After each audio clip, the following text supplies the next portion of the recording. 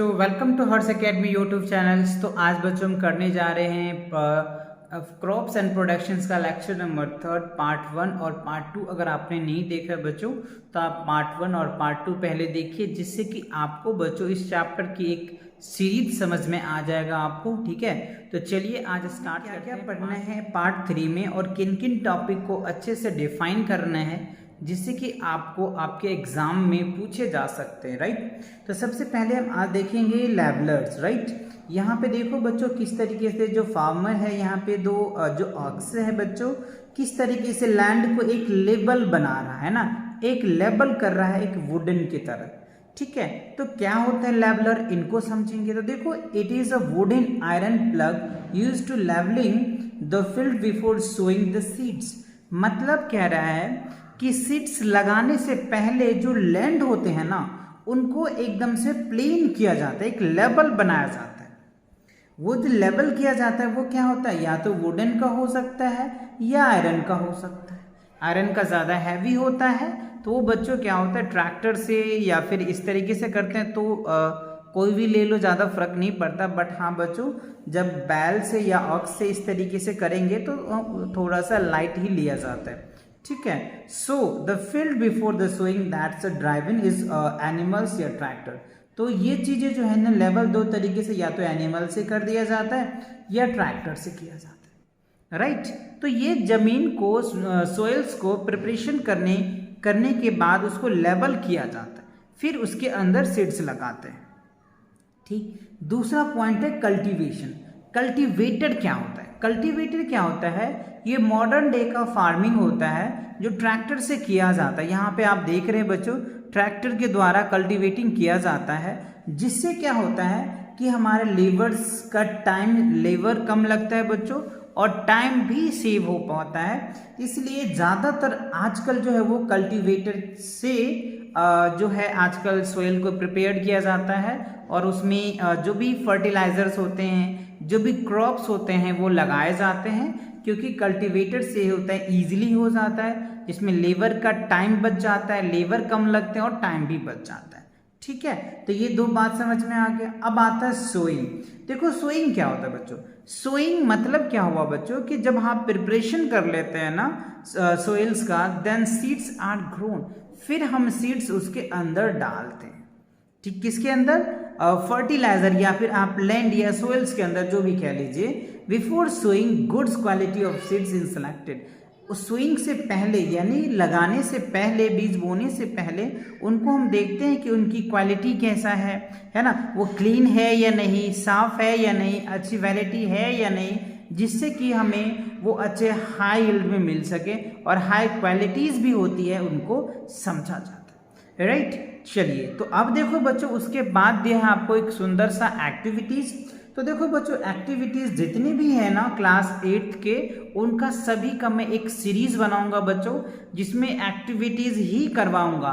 तो अभी जो सीरीज चल रहा है बच्चों, वो आपका कॉन्सेप्ट्स का चल रहा है ना। तो इसमें मैं आपको कॉन्सेप्ट बताऊंगा, फिर एक अलग से आप लोगों को अगर इंटरेस्ट लगता है एक्टिविटीज में, तो आप मुझे कमेंट करके बताना। इनकी मैं एक सीरीज बनाऊंगा जिसमें कंप्लीट जितने भी चैप्टर्स हैं 1 बाय 1 करके सारे एक्टिविटीज को कवर करूंगा आपके लिए। ठीक है, चलिए तो बढ़ते हैं आगे। आगे देखो क्या है, this method is adopt farmer to select healthy seeds gone in a field the hand and using the tools. तो हेल्दी सीड्स को या तो टूल से लगाते हैं या हाथ से भी लगाते हैं। Sowing the seeds is directly hand is called broadcasting. अब कहते हैं जिस सीड्स को हाथ से डायरेक्ट किया जाता है या डायरेक्ट जमीन में लगाया जाता है, उसको हम लोग क्या बोलते हैं बच्चों, ब्रॉडकास्टिंग। ठीक है, अब देखो, या फिर किसी और तरीके से करते हैं तो उसको हम ट्रेडिशनल टूल बोलते हैं, used for funnel shapes. Right, traditional shapes होता है जो फनल के द्वारा उसको लगाया जाता है। आजकल है बच्चों एक फनल सीड्स आता है जो ट्रेडिशनल से जो चल रहा है, उसके अंदर आप सीड्स डाल दो, वो ऑटोमेटिक वो डाल देगा। Right, that's the seeds of the into the funnel pass through the 3 pieces having sharp ends and they ends passes to the places to there। So now this is called, क्या बोलते हैं, seed drills होता है बच्चों। क्या होता है, seed drills. आप चाहे तो इस फिगर में आप यहाँ पे देख सकते हैं, एक सिंपल सीड ड्रिल्स है, इसके अंदर जो है वो सीड्स जाते हैं और वो जैसे जैसे वो लगती चली जाती है, राइट। चलिए, तो ये बातें समझ में आ गया। ये है ट्रेडिशनल तरीका, आजकल का जो मॉडर्न वे है, जिससे लेबर्स कम लगते हैं, टाइम कम लगता है, और जिसके अकॉर्डिंग हम क्या करते हैं बच्चों, सीड्स को लगा देते हैं, राइट। चलिए, तो उसके बाद आता है बच्चों कह रहे हैं ट्रांसप्लांटेशन क्या होता है, इनको थोड़ा समझिए। कह रहे this method is called transplantation, transplant helps to select the healthy seedling. अच्छा, इससे क्या करते हैं, ट्रांसप्लांटेशन। ट्रांसप्लांटेशन क्या होता है, इससे आप हेल्दी या फिर अच्छे सीड्स को आप सेलेक्ट कर सकते हैं।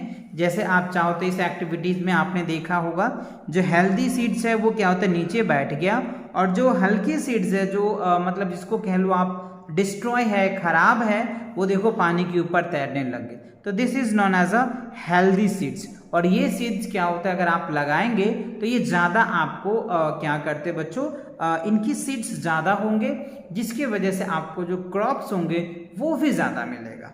ठीक है, तो आई होप ये बात सब आपको समझ में आ गया। चलिए अगले, मैन्यूर एंड फर्टिलाइजर्स।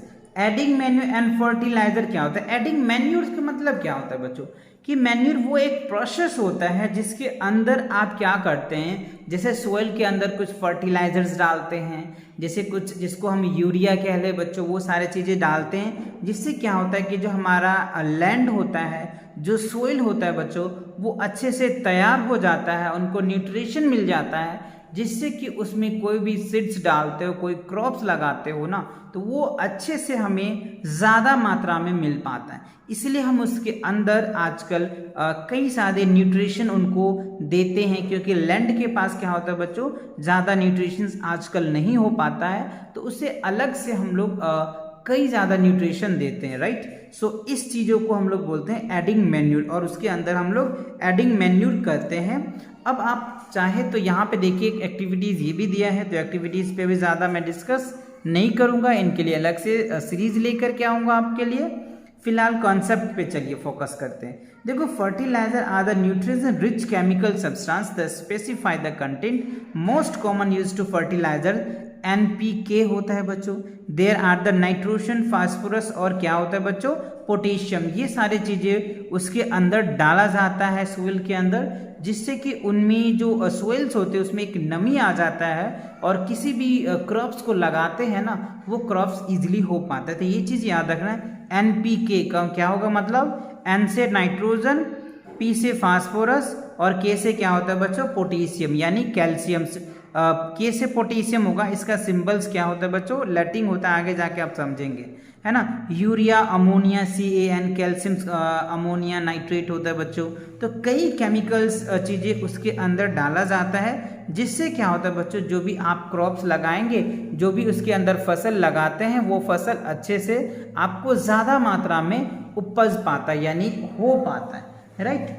चलिए, तो अब देखते हैं बच्चों के एडिंग और मैन्यूर में क्या डिफरेंस है, इनको समझिए। ये आपके एग्जाम में डेफिनेटली आता है बच्चों, आपके यूटी में भी आ सकते हैं, आपके क्लास टेस्ट CT अगर लेते हैं तो उसमें भी आपसे पूछा जा सकता है। तो चलिए देखते हैं कि एडिंग मैन्यूर में क्या difference, fertiliser and manure. Manure और फर्टिलाइजर्स में क्या डिफरेंस है, इनको ध्यान से आप अच्छे से याद करेंगे बच्चों। सबसे पहले यहाँ पे देखो फर्टिलाइजर्स है, यहाँ पे मैन्यूर्स है।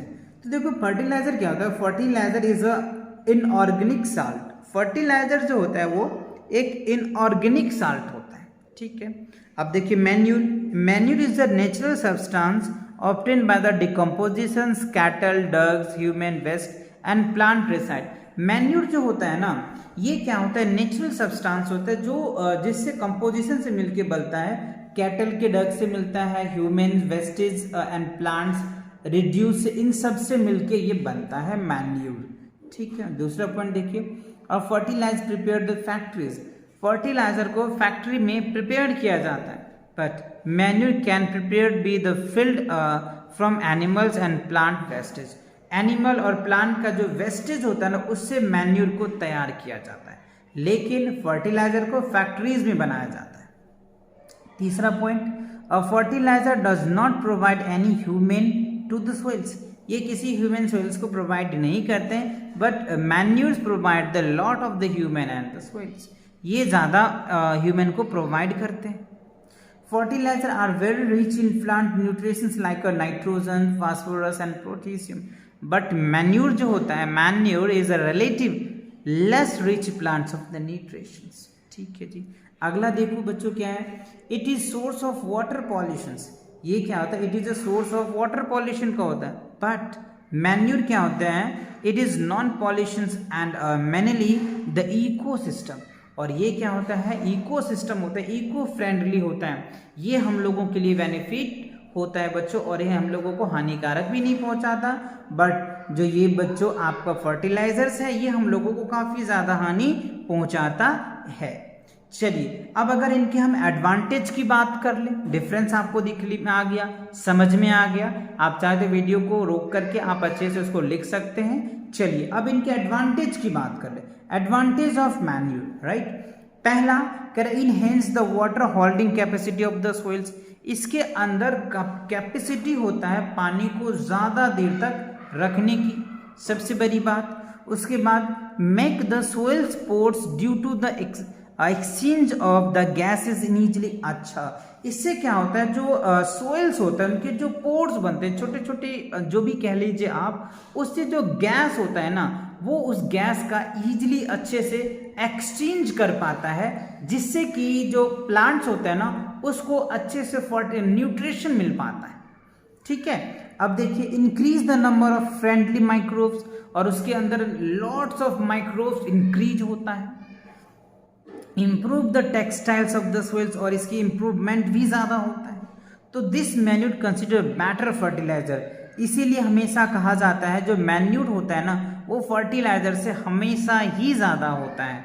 So the method by using replacing by the crop rotations in this methods, so that the after is the harvesting farmers grow lignans pulses, lignans have the rhizobiums, they are the roots of the nodules, they fix atmospheric nitrogens, this lignans helps to the replacement of the nitrogen. Moreover the farmer adopting this method encourage of organic farming, इसीलिए कहा जाता है, और government का कई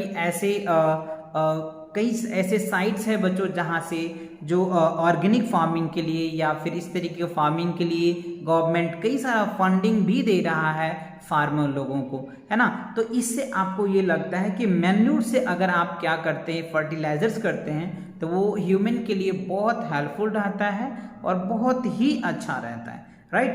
तो आज के लिए इतना ही रखते हैं बच्चों, अगले लेक्चर में क्या होगा, जो भी बचे हुए टॉपिक है उन सभी टॉपिक को कवर करेंगे। तो मिलते हैं नेक्स्ट वीडियो में बहुत जल्दी, तब तक पढ़ाई करते रहें। All the very best.